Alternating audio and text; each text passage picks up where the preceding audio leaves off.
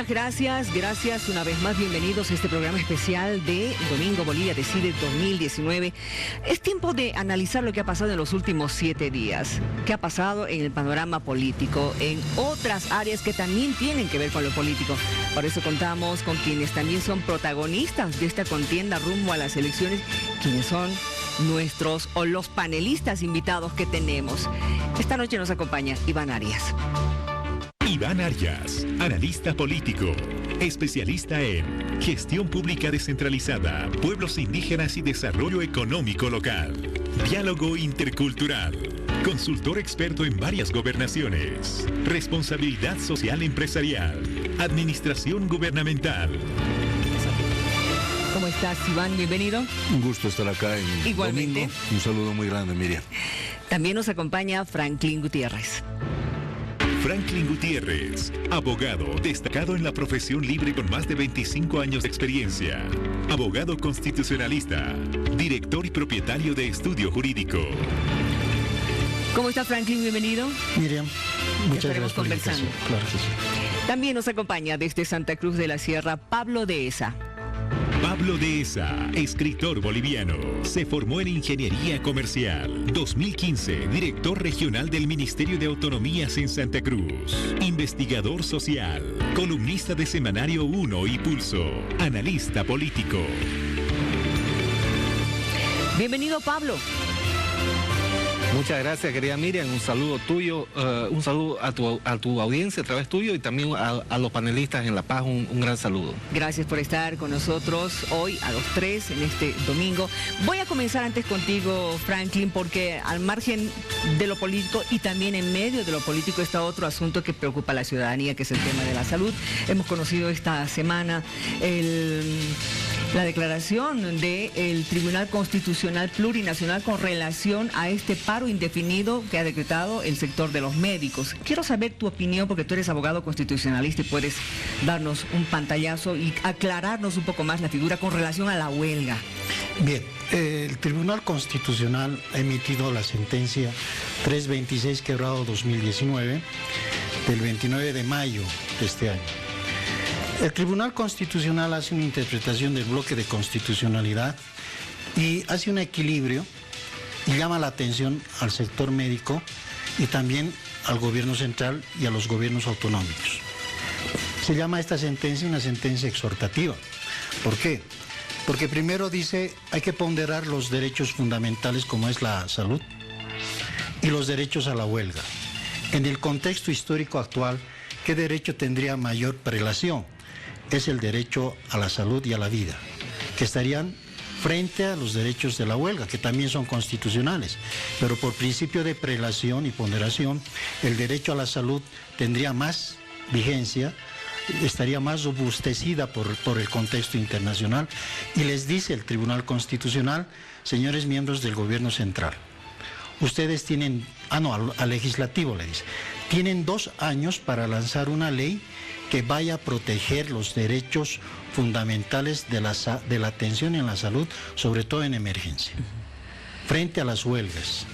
2 años le da al legislativo para sacar una norma, porque el Tribunal Constitucional vio y analizó de que no existe una norma clara, un procedimiento claro, reglado, que vaya a poner un alto a la huelga que no afecte al derecho a la salud.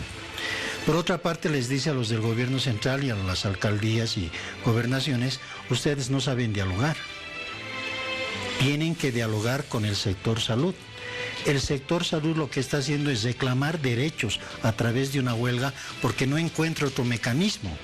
Y como ustedes no saben dirigir un diálogo, no saben concertar, los médicos se ven en la obligación de invadir derechos más fuertes como es el derecho a la salud. Eso les dice a los políticos. A los médicos les dice el Tribunal Constitucional, les dice, ustedes si bien tienen derecho a la huelga, pero no tienen derecho a afectar la salud de aquellos que están en emergencia. Ustedes tienen un límite, su huelga tiene vigencia, es constitucional, pero ya puedes hallar en la criminalidad cuando está afectando derechos de la salud que son derechos fundamentales. Y en la parte tal vez declarativa y resolutiva de esta sentencia le dice claramente: el derecho a la huelga del sector salud, en tanto la paralización de servicios no puede ser indefinido, porque lo indefinido mata a la gente, afecta a la salud y ingresa en el Código Penal. Y por lo tanto les da el plazo de 2 años del órgano legislativo para emitir una sanción para evitar aquello. Y les manda a hacer diálogo perfecto, equilibrado, igualitario, y donde el gobierno central tiene que atender los reclamos del gremio de la salud. Bueno, eso es en resumen la sentencia constitucional, que tiene toda una explicación y todo un fundamento de lo que es la norma internacional en materia de derechos sociales y culturales sobre sindicalismo, huelga y en materia de salud. Muy bien, mañana lunes se van a reunir finalmente los médicos con autoridades de gobierno. Claro, porque si no hacen caso a esta sentencia, ambos sectores podrían ingresar o serían remitidos al Ministerio Público por incumplimiento a resoluciones de fallos constitucionales. Pero sigue el paro, va a seguir el paro. No, tienen que parar. El Tribunal Constitucional, al diálogo, pero con paro. El diálogo tiene que estar acompañado con el cumplimiento de este fallo, es decir, parar la huelga indefinida y sentarse a negociar bajo los parámetros del Tribunal Constitucional a través de esta sentencia. ¿Y cómo tendrían que hacer para que suspendan el paro? Bueno, ellos tienen sus asesores tal vez constitucionales, ambos sectores, tanto el gobierno como los médicos. Tendrá el gobierno que decir, para empezar el diálogo, tenemos esta sentencia constitucional, primer compromiso preliminar para el diálogo. ¿Van a cumplir con la sentencia o no van a cumplir? Si el sector médico dice no vamos a cumplir, ya no hay diálogo. El caso tendría que pasar al Ministerio Público para el proceso penal ya contra los dirigentes de los médicos. Es complicado. Es complicado, pero las reglas las ha dado el Tribunal Constitucional. Y como es vinculante y de cumplimiento obligatorio, ambos, tanto gobernantes como el gremio de salud, tienen que acatar, y les ha dado reglas, lineamientos del diálogo. A veces el Tribunal Constitucional hace de ejecutivo, hace de legislativo, cuando hay vacío en estos poderes o no hay la capacidad suficiente para resolver estos conflictos. Bueno, entonces tienen que acatar. Tienen que acatar. Aunque no les guste. Sí. Y ya la próxima semana o este lunes ya tendría que comenzar la atención a la población. El día de mañana. Tienen que socializar la sentencia constitucional, porque a veces sacar del internet es un poco dificultoso, pero es obligación del gobierno decir, y del sector médico, ¿cumplimos o no cumplimos la sentencia constitucional? Si nadie va a cumplir la sentencia, es un diálogo de sordos, ciegos. No, entonces, ¿qué va a pasar? Va a ser un caos, la huelga va a seguir y bueno, el Ministerio Público tendrá que actuar. Bueno, este lunes todo el país va a estar pendiente de qué es lo que va a pasar. Uno, con relación a esa reunión entre gobierno y médicos, y también ver si vuelve la atención a todos los pacientes. Dicho esto, vamos a hablar de otro tema que también es importante y que tiene que ver con lo que ha pasado y lo que está pasando todavía en la zona amazónica. La pausa ecológica.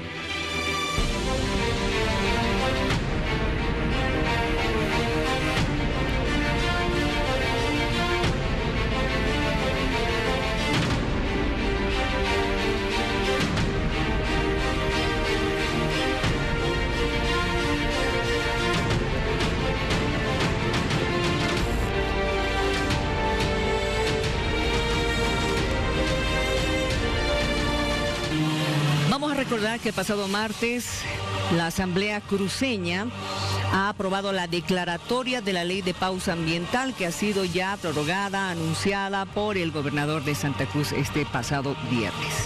A ver, quiero saber la opinión de ustedes con relación a esta pausa ambiental. Iván. Antesitos quería referirme a esta sentencia. La de los médicos. Sí, yo en general estoy de acuerdo que se le ponga límites a la huelga, que se le ponga límites a los bloqueos. ¿Sabes qué? Vas por todo lado y hace años me acuerdo, yo estaba caminando Santa Cruz y cerrada la cuadra, le digo, ¿cómo van a cerrar la cuadra? 2 cuadras estaba cerrada. Que estamos eligiendo pues mijo TV, me dijeron. No puede ser pues que se tenga que cerrar la cuadra para elegir la misma TV, ¿no? Y así cualquiera dice, no, estamos haciendo el cumpleaños y entonces, no, basta, hay abuso, hay exceso en esto, cualquiera. Ahora bien, ¿por qué se debe esto? Primero porque yo creo que no hay autoridad. La gente brilla aplica una sanción a unos, aplica otra sanción a otros. Yo estoy de acuerdo que se le ponga límite a la huelga médica, pero ¿quién le pone límite a la ineficiencia del gobierno?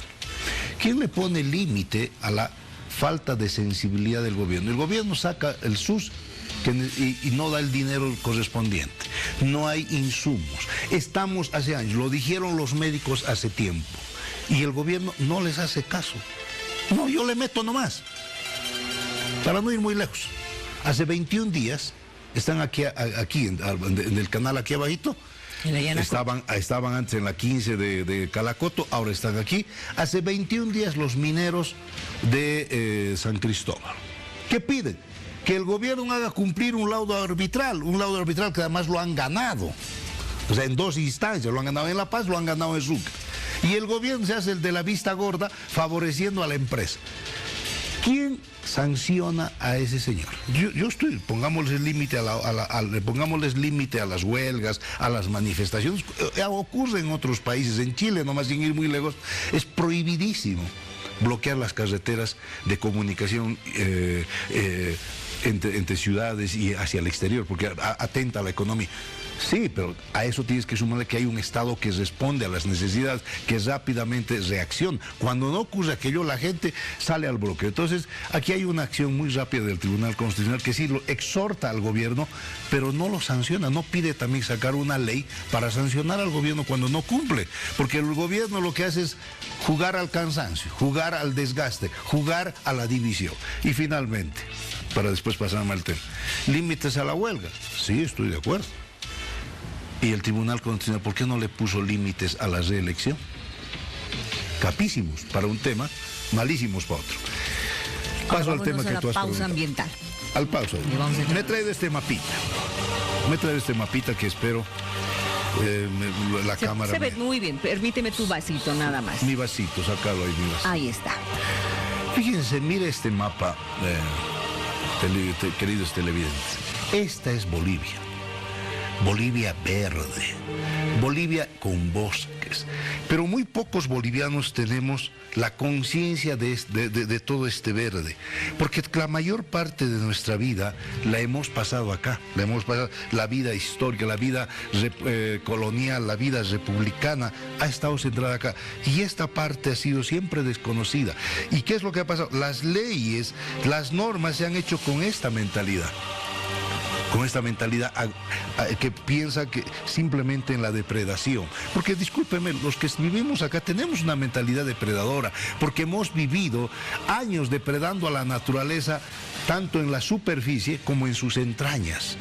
Los bolivianos en general le sacamos a la madre tierra, le sacamos la plata, le sacamos el oro, le sacamos el estaño, le sacamos el petróleo, le estamos sacando ahora el gas, ¿no? Y después cuando vamos hacia arriba también le sacamos. Hay que ampliar la frontera agrícola.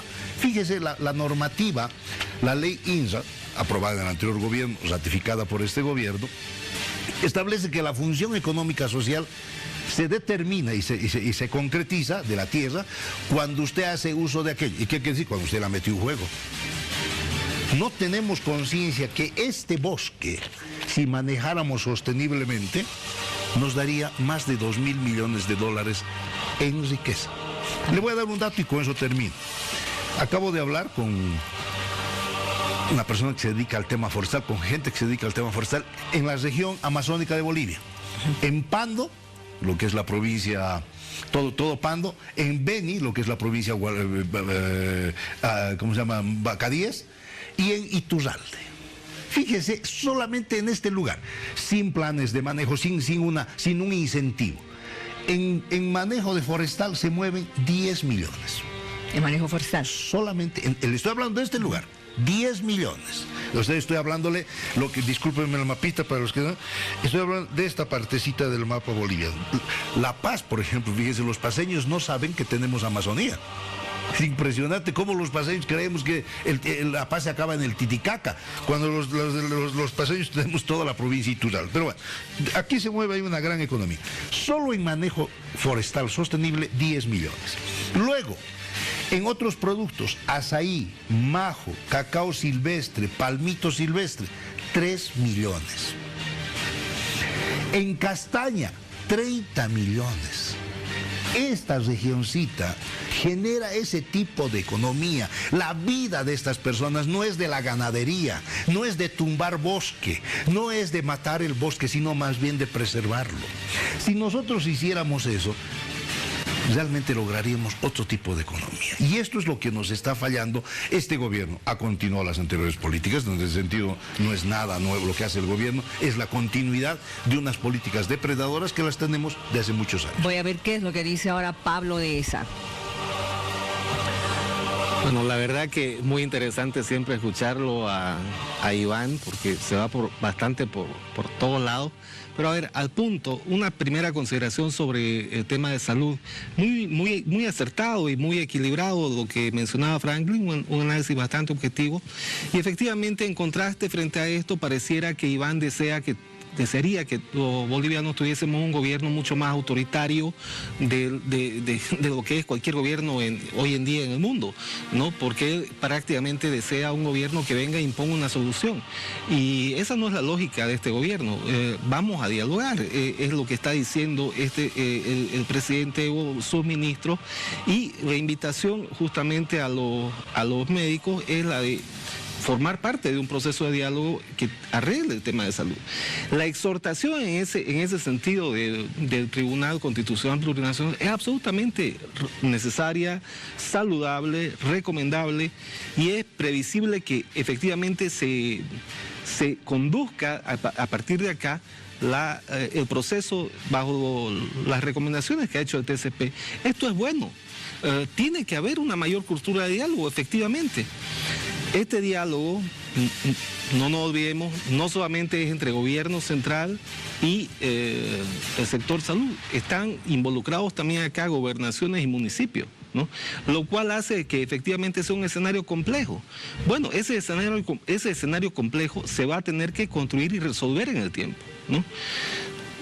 Yo no veo ninguna razón para creer que esto no va a poder prosperar bajo la manera que tenemos los bolivianos de ir construyendo soluciones en los últimos años, que es dialogando, ¿no? No hay que desesperar en esto. Segundo, el tema de la pausa ecológica, al punto y al grano ahí. La propuesta fue del presidente Evo Morales y ha sido recogida por el gobernador de Santa Cruz. Aquí hay una diferencia en el actuar que tanto del gobierno y en este caso en su doble rol de gobernante como candidato a la vez a la presidencia del presidente Evo Morales, y en el caso de Rubén Costas también como parte de una fuerza política que está yendo con un binomio como candidato a la presidencia, en el caso de Óscar Ortiz. Ambos actores han estado obligados a ser coherentes en sus acciones, ¿no? Es decir, además de la responsabilidad política que tienen al estar impulsando candidaturas, por su función, por el rol que están cumpliendo en la gestión pública, se han visto están en la necesidad, ¿no? Absolutamente, de obrar de manera coordinada y también de manera responsable. No pueden salir a decir cualquier cosa, y no lo han hecho, ¿no? A diferencia de esto, muchos otros actores de la oposición que no están en esta doble situación, han sabido decir prácticamente lo que les ha dado la gana, ¿no? Y han dejado en evidencia ante la población una tremenda irresponsabilidad. Para empezar, desde la manera en la cual han pretendido explicar las causas de lo sucedido en la Chiquitanía, donde mucha gente valiosa ha prácticamente, no es que no sepan cuáles son las verdaderas causas de esto, pero han salido a achacársela o a los campesinos, o han salido a achacársela a los empresarios, ¿no?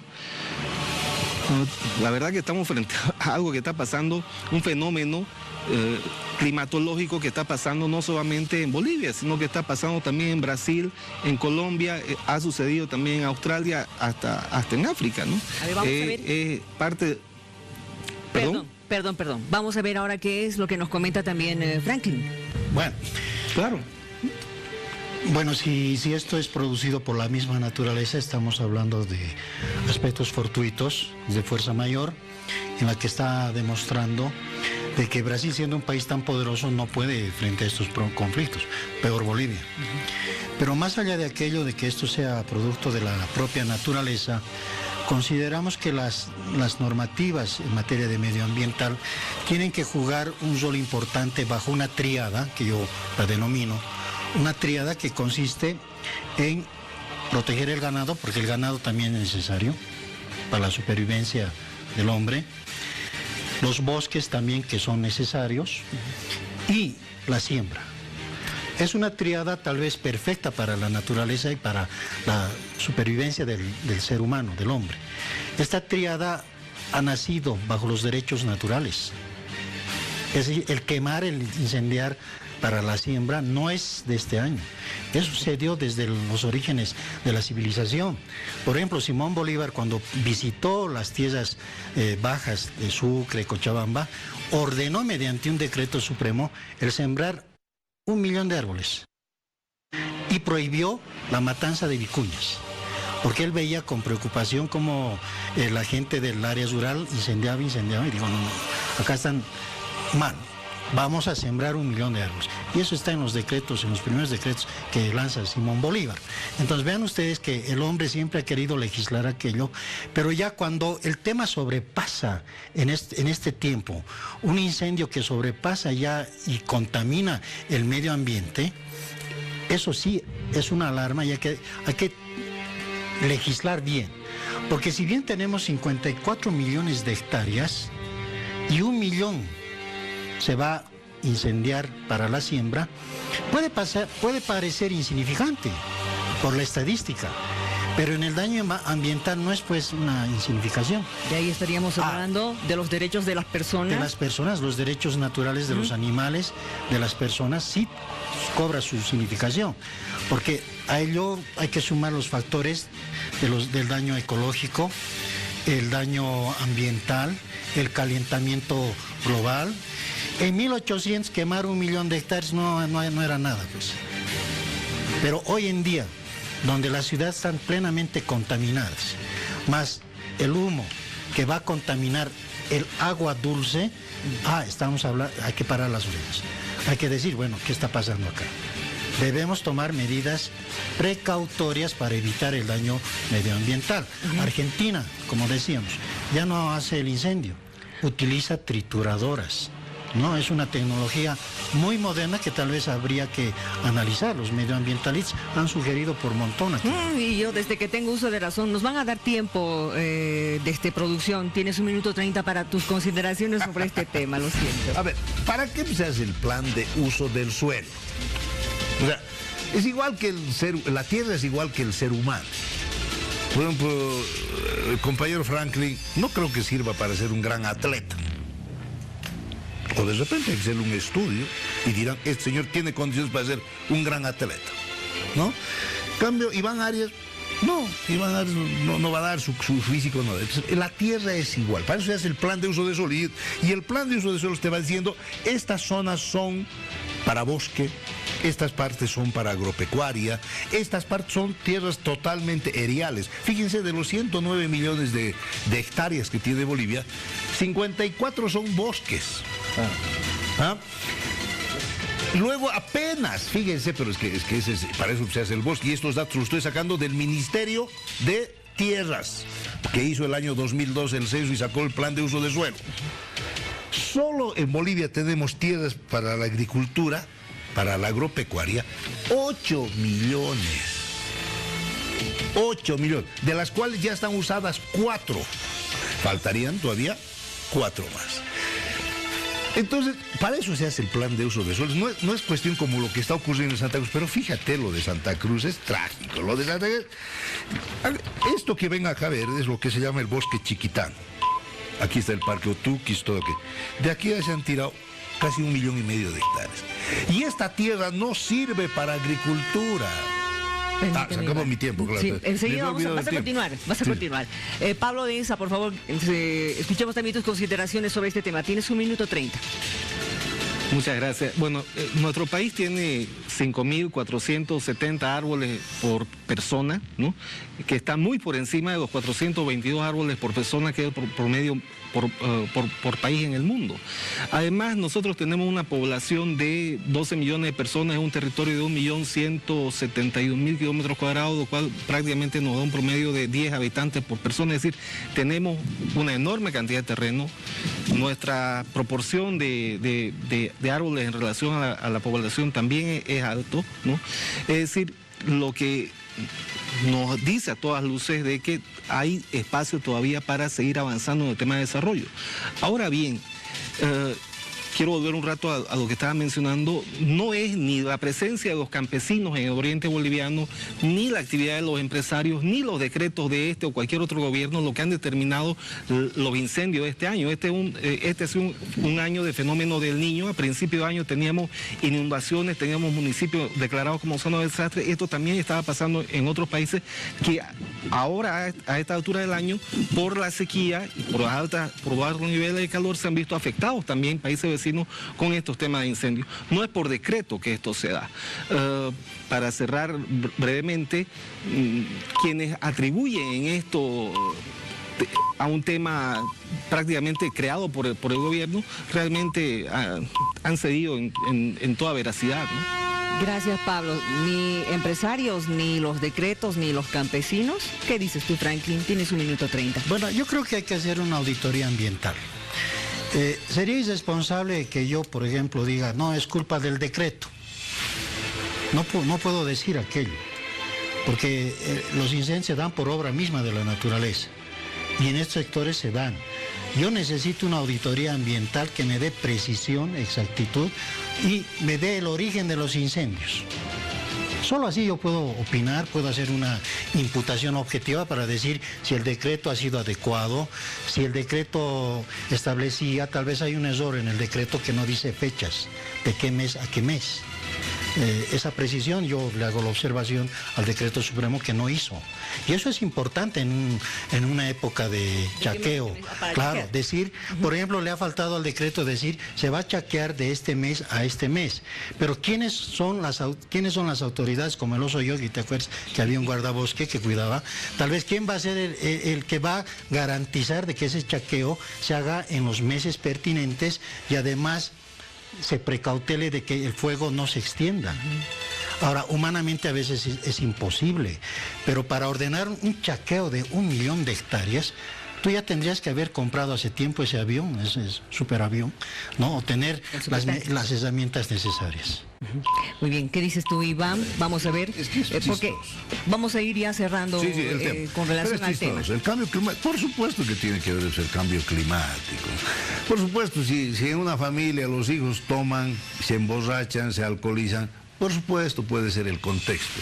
Pero si el papá llega borracho, el papá les da trago, ya no le eches la culpa al contexto. Y aquí el gobierno, durante todos estos años, en vez de proteger las áreas protegidas, si no dime qué es el TIPNIS, si no dime qué es Tariquía, si no dime qué es lo que hace con los cooperativistas mineros que les da licencias para explotar los bosques, los montes, contaminar los ríos. ¿Acaso los países no estamos tomando agua contaminada porque toda la cordillera está en manos de chinos y empresas mineras? Es decir, estoy de acuerdo, el clima, el cambio climático. En Brasil, ¿ustedes creen que en Brasil todos los incendios son solo el cambio climático? No, hay un gobierno, Bolsonaro, que dice la Amazonía, hay que, en la lógica que tiene el señor Pablo Deza, hay que comer, es muy grande la Amazonía, hay que quemarla.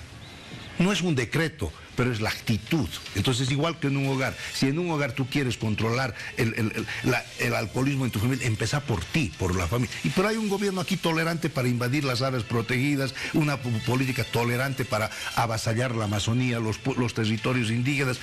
De las 22 millones de hectáreas, 18 millones ya se han entregado a petroleros para que hagan prospección. Entonces, hay una política general que fomenta esto, y eso es lo que estamos viendo las consecuencias. No, el decreto, pero ha habido todo un periodo, todos estos 12 años, ha habido toda una política laxa en contra del área del medio ambiente, en contra de las selvas, en contra de las áreas protegidas. Gracias, Iván. A ver, vamos a ver qué es lo que dice Pablo Deza. ¿Será realmente que hay un gobierno tolerante para invadir áreas protegidas? Tienes 1 minuto 30. No, la verdad que me causó mucha gracia la exageración de Iván, pero la entiendo, digamos, ¿no? No, en su justo medio las cosas. El Buda decía, la cuerda ni tan tensa que se reviente, ni tan laxa que no suene.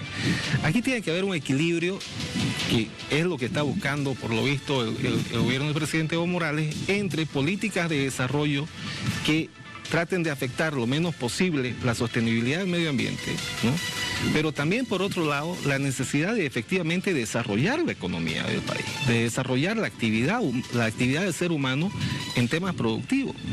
No puede ser que consideremos también que tengamos una posición fundamentalista, digamos, casi religiosa, ¿no?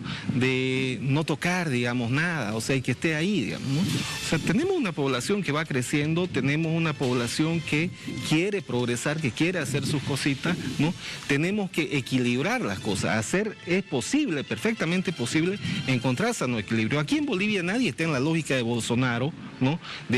Ahí en Brasil efectivamente se ha producido absolutamente un tema ahí de abuso contra la naturaleza. No es el caso boliviano, no es lo que ha sucedido acá, ¿no? Pero es entendible, digamos, que se lo quiera presentar de esa manera porque estamos en un periodo electoral, y aquí en este periodo electoral de un modo u otro se ha intentado llevar a ese tipo de posicionamientos. La oposición no ha logrado, sin embargo, capitalizar nada con esto hasta el momento. Gracias Pablo. A ver, vamos a ver qué es, para ir cerrando ya este tema, te pido por favor que des tú también tu opinión, tus consideraciones finales. La Constitución Política del Estado establece que los recursos naturales, engloba los bosques, ¿no es cierto?, todo aquello, la selva, son recursos estratégicos. Cuando tú vas a incendiar 1 hectárea, estás afectando un recurso estratégico. Lo que en Bolivia hace falta es lo siguiente. El gobierno, usted, señor, va a incendiar 1 hectárea, muy bien, dígame para qué, porque es un recurso estratégico. ¿Qué va a obtener? ¿Cuál es el bien jurídico mayor que se va a proteger? ¿Para qué va a incendiar usted? ¿Qué va a producir con lo que va a incendiar? ¿Cómo va a precautelar los intereses de los vecinos, de la población? Es decir, no estamos acostumbrados a actuar con estrategias. Seguimos en la República. Viene San Juan, incendia y se acabó, ¿no? Un campesino va, chaquea, prende fuego en los sesos y no le interesan los vecinos. ¿Y qué hace? Incendia, espera que llueva y no sabemos qué va a sembrar, dónde va a llevar su producto. Cuando se va a incendiar 1 hectárea, eso ya es preocupante. No hay quien lleve la auditoría de ese incendio. Tiene que haber una autoridad que vaya a reglamentar y supervigilar que ese incendio no vaya a causar daño, porque es un recurso estratégico. Yo me pregunto, a ver, cuando el gobierno podría decir, vamos a autorizar que se vaya a chaquear 1 millón de hectáreas, es un recurso estratégico. Pero ¿para qué va a chaquear? ¿Quiénes se van a beneficiar del chaqueo?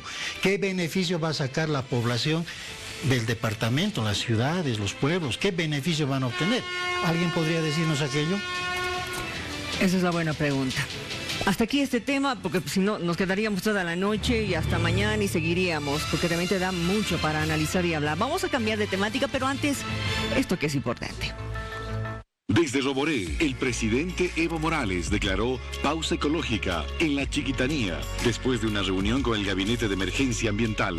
He decidido pausa ecológica en la zona Chiquitanía, en lugares afectados. ¿Qué significa eso? Prohibido de venta de tierras. Segundo tema, vamos a prepararnos para post-incendio. La intensa tarea de mitigación redujo los focos de calor y con la pausa ecológica se evitará la venta de tierras en esa región y también permitirá trabajar en programas de reforestación después de estos incendios. Vamos a hablar a continuación de la renuncia en los partidos políticos. Señor director.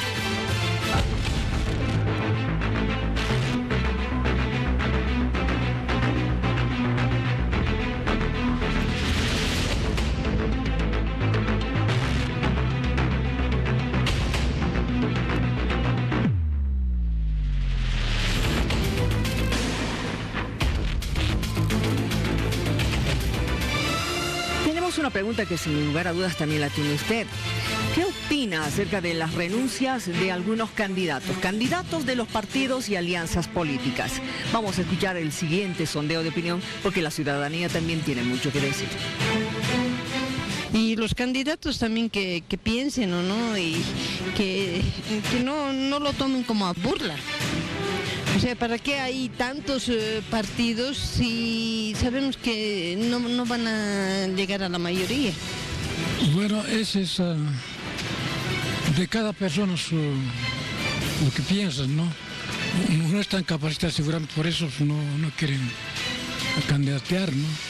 Yo creo que no le están tomando en serio, porque y no se sienten capaces de poder llevar ese puesto en sus hombros, entonces yo creo que por eso es que se están saliendo, están destituyéndose, no son capaces, entonces yo creo que tendrían que tomarlo mucho más en serio, ser mucho más hábiles incluso para decidir si sí o no van a estar en la candidatura. Es un proceso en el cual se está debilitando, ¿no?, la democracia en Bolivia. Al ver que hay denuncias de candidatos, yo creo que están viendo el tema de que no son fuertes para estas elecciones y sería bueno que declinen a partir del cuarto candidato, o sea, desde Félix Pazzi, desde Víctor Hugo Cárdenas. En sí, lo que me parece es que pues, no pueden, se sienten incapaces de hacer algo, de no cumplir sus promesas y también por algunas cosas oscuras que tal vez estén ocultando.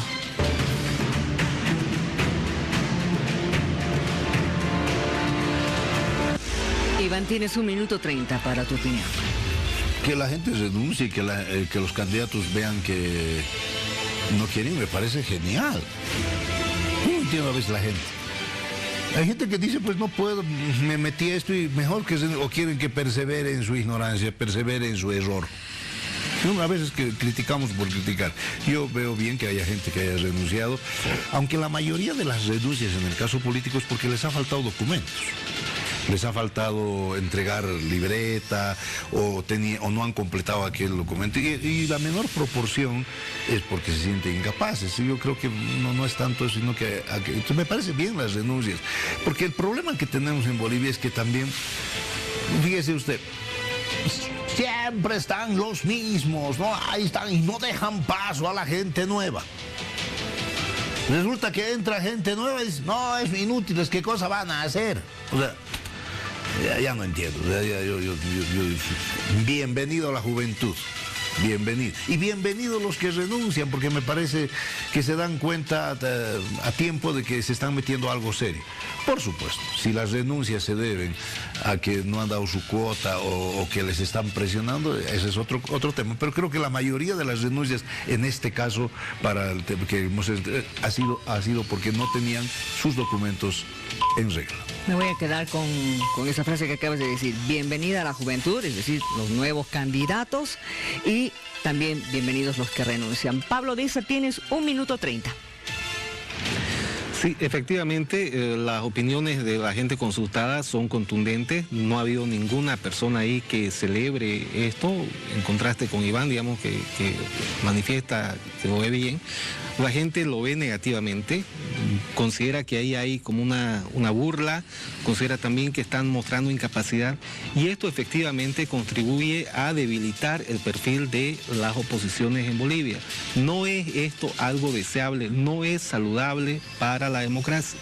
Sin embargo, esto también, para quienes quieran sacar acá, llevar agua para su molino, no es tampoco responsabilidad del MAS esto, ¿no? Aquí, digamos, con seriedad y con serenidad, los partidos de oposición, las organizaciones de oposición, tienen que ver por qué le está sucediendo esto, por qué no logran posiciones, propuestas mucho más coherentes, más ordenadas, que transmitan más bien lo contrario a la ciudadanía. Es decir, que lejos de que los perciban como que se están haciendo la burla o como que están débiles, como que no se sienten capaces, más bien todo lo contrario, que articulen una propuesta realmente de fondo, bien estructurada, que transmita seriedad, seguridad. Eso no lo están logrando y todo lo contrario, lo que estamos viendo nosotros es justamente la puesta en escena con todas estas renuncias de señales de debilidad estructural. Muy bien, gracias. Gracias, Pablo. Es que me he acordado. A ver, ¿qué te has acordado? Cortito. Me he acordado que entre los masistas la palabra renuncia no existe. ¿Nada más? No, me he acordado. Bueno, vamos contigo, Franklin. Tienes 1 minuto 30. Bueno, yo siempre he mantenido de que estas elecciones son irregulares, anómalas, desde las primarias. Porque el mal manejo y la mala dirección que tuvo el Tribunal Electoral sobre las primarias traen como consecuencia la participación de candidatos accidentales, partidos accidentales, y estas son las consecuencias, ¿no? De candidatos que no tienen la robustez o la capacidad necesaria para poder afrontar unas elecciones que, bueno, los pescó en curva con las primarias y no tienen programa. No hay programas. Y lo que el pueblo percibe es falta de capacidad y tal vez una democracia de 2 partidos. Y yo veo 2 candidatos, Evo Morales y Carlos Mesa. Los demás que renuncian o no renuncien, a la población ya casi le tiene sin cuidado porque los ve como falta de seriedad, falta de capacidad, y dicen, bueno, ¿para qué van a seguir si van a perder? Que se unan, que se vayan a unir a los 2 más fuertes, ¿no? Entonces la percepción del pueblo es totalmente distinta a los políticos. Los políticos le echan la culpa al otro partido, el otro partido al otro partido. Bueno, la percepción es que estas elecciones son tan irregulares desde las primarias, y yo me atrevería a decir que vamos a tener además un parlamento lleno de chacota. Por la calidad de postulantes que yo veo, analizo en el propio análisis de los candidatos a senadores, diputados, que no conocen temas de profundidad. Perfecto. Antes de que hables, Iván, permíteme. Nuevamente recordamos la pregunta de esta noche, señor director, por favor. ¿Qué opina acerca de las renuncias de algunos candidatos? Estamos escuchando a los panelistas, pero también hemos escuchado a la ciudadanía. Lamentablemente tenemos que ser nomás honestos para decir de que muchos de ellos no se encuentran preparados. No se encuentran, no tienen una opinión clara. Bueno, seguro que ellos están viendo que les conviene porque por eso están renunciando. Yo pienso que sobre las renuncias son porque no tienen buenas propuestas y al final siempre están, quien quedan más son ellos, y no tienen más argumentos que argumentar, y lo único que les queda es renunciar.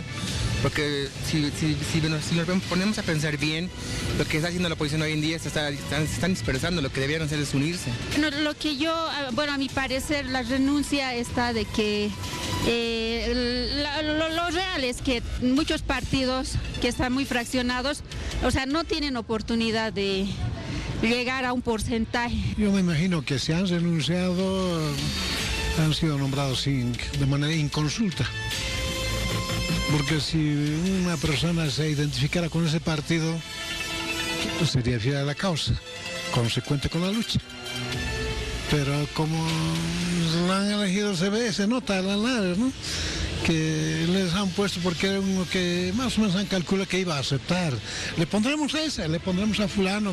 Bueno, no, lo que yo pienso es porque han pensado que, digamos, no quieren meterse, ¿no?, en la política. Yo creo que ya quieren dejarlo. Eso es más o menos, yo daría mi opinión, ¿no?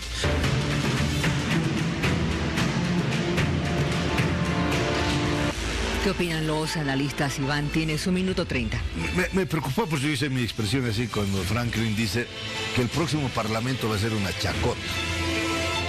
Le pediría que después nos dé una explicación, porque si no le voy a seguir un juicio. Te voy a pedir 5 millones. Pero yo creo que lo que devela todo este proceso, es una campaña aburrida. La veo una campaña aburrida.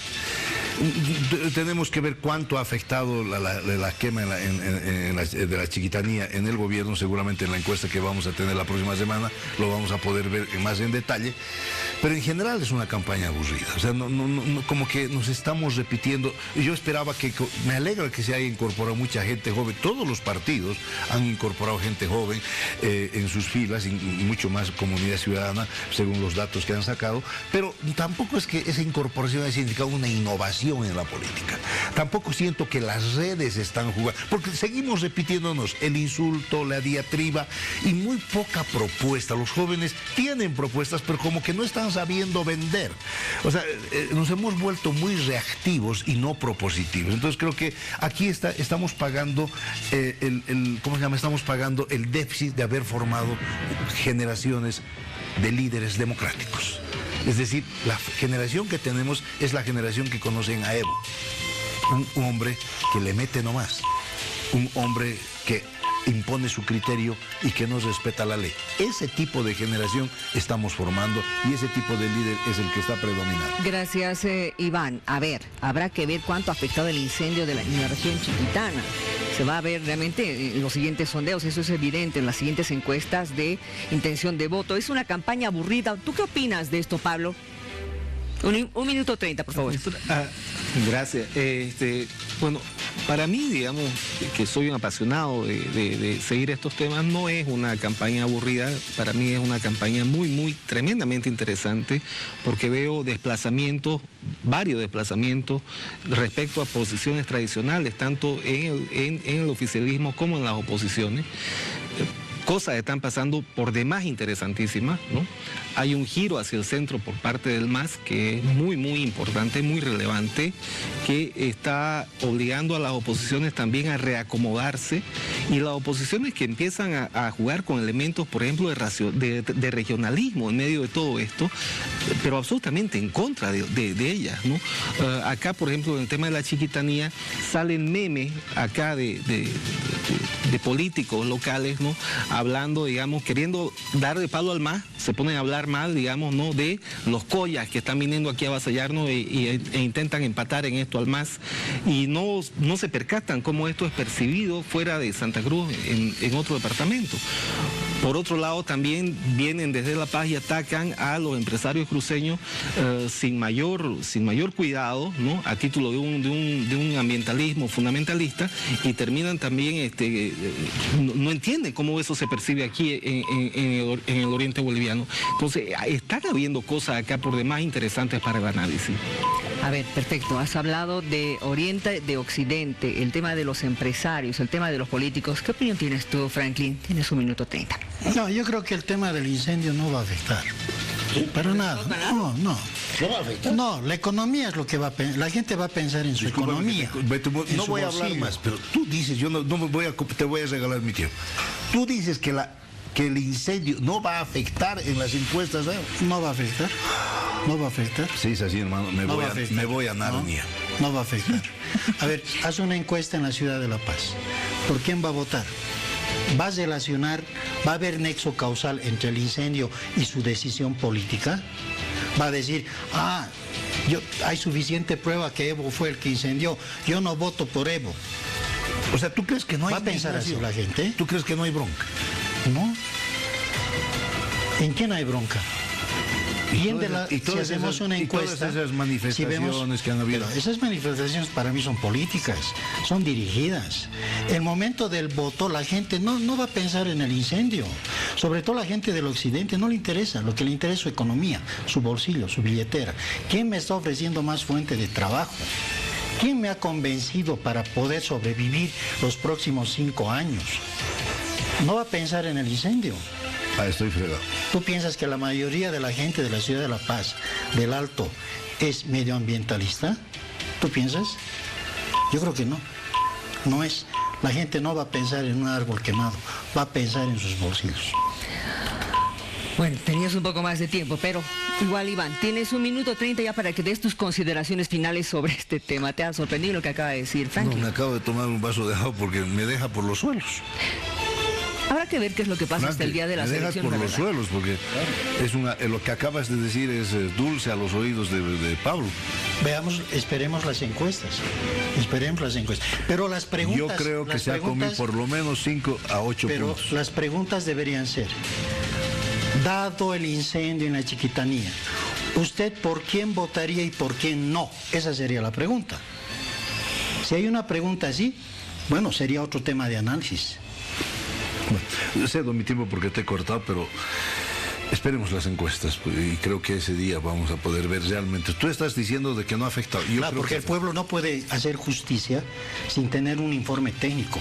El pueblo no puede decir, yo no voto por el MAS porque son los culpables. Yo no voto por Ortiz porque ha hecho un convenio con los empresarios privados y por lo tanto se ha chaqueado, se ha incendiado para provecho de los empresarios privados. Entonces, en ese contexto, quien pagaría los platos rotos es Ortiz.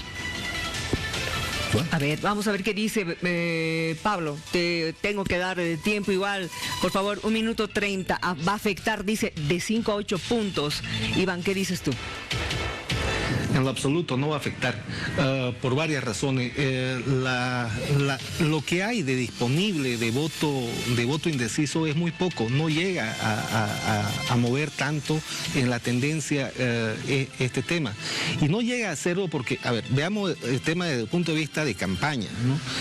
Si bien el gobierno no fue el más acertado en muchos momentos comunicacionalmente, hay que admitir con claridad esto, ¿no? Pero también hay que ver con absoluta claridad que del otro lado, las principales fuerzas de oposición tampoco lograron capitalizar absolutamente nada a su favor de esto. Entonces, lo que aquí ha habido en términos del incendio mismo, como hecho que afecta a la campaña, prácticamente hay más o menos, digamos, hay prácticamente una suerte de empate, ¿no? Pero de acá, digamos, en términos estratégicos, quien pierde es la oposición, porque una oportunidad que tenía para crecer la ha desaprovechado, no logra revertir de este modo, también he estado viendo números muy recientes, no logra revertir, al menos aquí en Santa Cruz no ha logrado revertir para nada, absolutamente nada, ¿no? Entonces, lo que dice Franklin es efectivamente la hipótesis más certera para explicar lo que nos viene sucediendo, es decir, es la economía la que finalmente va a condicionar, como en cualquier país del mundo, ¿no?, la tendencia del voto. Muy bien, gracias. Pablo, ¿quieres añadir algo? Sí, es así como dicen ellos. Me voy nomás. ¿Qué dices tú? En este país perdemos el mar, perdemos millones de hectáreas y no pasa nada. ¿Sabes por qué hemos perdido el mar? Mal. ¿Sabes por qué hemos perdido el mar? Yo como abogado constitucionalista te diría. Porque Bolivia ha ido con la verdad material a pelear los alegatos. Mientras que el tribunal de esos viejitos salidos de la Revolución Francesa le dieron lugar primero a la verdad formal, que es un pensamiento tal vez de la Revolución Francesa. Lo que pasa es que tuvimos un tribunal totalmente inquisitorio que defendía la verdad formal antes de la material. ¿Por qué no hemos sabido? ¿Cómo que no hemos sabido? Pero si nos han dicho que íbamos a ganar en el tema, no es el tema, pero lo que no midieron, lo que no midieron era que no analizaron la mentalidad de esos miembros del tribunal, que son totalmente. Si hemos contratado no sé cuántos Pablo, ¿qué dices tú? No sé cuántos millones nos hemos gastado pero claro, pero otra cosa es que. Pero vuelvo a decir, estamos fregados. Si es verdad como dicen vos y el Pablo, ¿sabes qué, hermano? Pablo. Vámonos a Narnia. pero esperemos, pues, ¿y qué pasa? Vamos a ver las encuestas. Las encuestas dicen lo contrario. Exacto. ¿Qué dices tú, Pablo? No, creo que efectivamente yo he estado viendo números, tengo razones para afirmar de que no se ve una modificación sensible en las tendencias. Lo que ha hecho esto ha sido parar temporalmente la campaña, tanto para unos como para otros, ¿no? Ha habido una suerte de empate en el tema este de cómo se ha manejado comunicacionalmente, pero estratégicamente quien va a salir ganando esto va a ser el gobierno, porque el tiempo transcurrido es un tiempo que corre a favor del gobierno y más bien el tiempo en esta campaña corre en contra de los partidos de oposición. Muy bien. Ahora, me imagino que a futuro hay que ver cómo se tiene que frenar este tipo de daño. Que esa es una cosa importante. Bueno, ahora depende pues de los partidos políticos. Un partido político tiene que tener un programa diseñado para programas de contingencia también. Es decir, ¿qué contingencia yo tengo para un incendio, para un terremoto, para un desastre natural? La Constitución Política del Estado, con referencia a los gastos reservados, si bien ha habido un decreto supremo que ha anulado el mal manejo de los gastos reservados, pero ha mantenido el tema de gastos reservados contra desastres naturales. Yo quisiera preguntar a todos los partidos políticos, frente a estas contingencias, ¿cómo manejaría un plan de gobierno? ¿Qué estrategias tendría para, por ejemplo, volver a encarar otro incendio de esta naturaleza? Entonces, tiene que haber programas de contingencia y hasta el momento ningún partido político nos ha dicho cómo va a utilizar el 1% del presupuesto que le compete al Poder Ejecutivo. A un candidato a diputado, a senador, pregúntenle, ¿te vas a responder? No te vas a responder porque no sabe ni qué es el 1%, ni para qué se utiliza, ni para qué está en la Constitución Política del Estado. Por lo tanto, yo por eso dije que este Parlamento va a ser una chacota. ¿De cuánto estamos hablando? ¿De qué porcentaje estamos hablando de esos gastos reservados para desastres? El 1%. Uno, nada más. El 1%. Pero es mucho dinero, es mucho dinero. Por ejemplo, este incendio debería gastarse con dineros del 1% que le corresponde al presidente, que se utiliza precisamente a veces para comprar balines, ¿no es cierto? Pero la Constitución dice para desastres naturales. Entonces, ese dinero debería estar dirigido aquí. Pero deberíamos aprender de La Paz, ¿no? ¿Se acuerdan los paseños del año 2002? Tuvimos una tragedia. Murió, tuvimos los ríos, un granizo que nos provocó, pero realmente una situación. Se inundó. Entonces, ¿qué es lo que haces cuando hay esas tragedias? Porque esto es lo que ha ocurrido en la Chiquitanía, es una tragedia. Tienes que cambiar el chip. Y hay que agradecer a la gestión de aquel tiempo de Juan del Granado, de Tuto Quiroga y de todos los presidentes que luego vinieron, que sabes que apoyaron aquí en La Paz. La Paz no tiene conciencia, pero tenemos millones de bolivianos enterrados en manejo de cuencas. La Paz es una de las ciudades que más previene sus desastres. Fíjate, por eso no tenemos muertos. Hay desastres que no los puedes contener. Pero fíjate, ¿te acuerdas que hace 3 años o 5 años se nos fue una parte de un barrio allá por Chasquipampa? No hubo un muerto. En este deslizamiento que hemos tenido acá por Sopocachi, en la Cantutani, se ha deslizado, pero no ha habido muerto. La Paz invirtió mucho en riesgos. ¿Por qué? Porque tenemos 150 ríos. Entonces, las desgracias, ¿para qué sirven? No es para comprar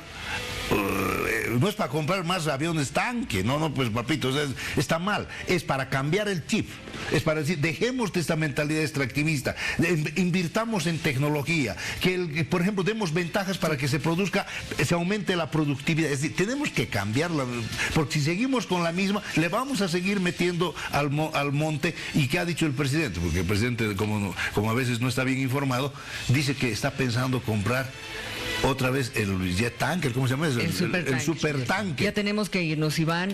Lo último contigo, Pablo. Rápidamente, por favor. Sí, claro, estamos dando, yo creo, ya como país pasos serios en ese sentido. Ha ocurrido en los últimos días, en las últimas horas, este tema del encuentro de países de la región amazónica. Tiene que haber una respuesta coordinada a futuro entre los países involucrados para obrar de mejor manera, para maximizar la capacidad de los estados. Bueno, ya se está en eso.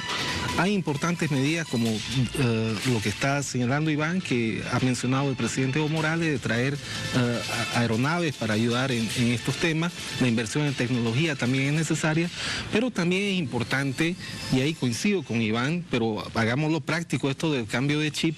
Hay que trabajar con los productores para cambiar paulatinamente, en un plazo razonable, esta cultura de la quema. Esto tiene que efectivamente tender a desaparecer en el tiempo, tiene que haber un otro tipo de manejo, pero esto es una construcción, porque estamos hablando efectivamente de cambiar patrones culturales, que también los mencionó Franklin acertadamente. Bueno, habrá que cambiar esto y hay que hacerlo, ¿no? Y justamente ese es el camino que tenemos que proponernos los bolivianos y bolivianas, ¿no? Porque tampoco se trata, digamos, de dejar de producir y de condenarnos, digamos, a vivir una economía de sobrevivencia. Esa no es la idea. Nadie creo que esté en esa lógica en el país. Gracias Pablo por habernos acompañado esta noche. Se nos ha ido y el tiempo, así es que tratemos de descansar lo poquito que queda del domingo. Lo mismo a ti, querido Iván.